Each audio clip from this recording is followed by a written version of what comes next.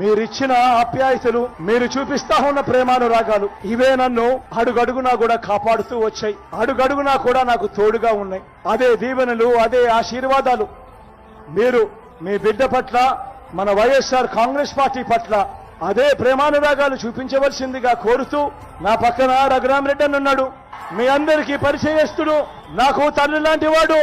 మీ చల్లని దీవెనలు, ఆశీస్సులు అన్నపై ఉంచవలసిందిగా సవినయంగా చేతులు జోడించి మీ అందరితో కూడా ప్రార్థిస్తా ఉన్నాను.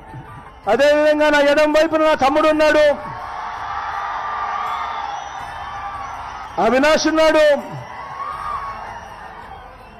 యువకుడు, ఉత్సాహవంతుడు, మంచి చేసే మనసుంది. చాలా తక్కువ మంది ఇంత మంచి మనసుతో కూడా ఉంటారు. మీ చల్లని దీవెనలు, ఆశీస్సులు నా తమ్ముడిపై ఉంచవలసిందిగా సవినయంగా ప్రార్థిస్తా ఉన్నా.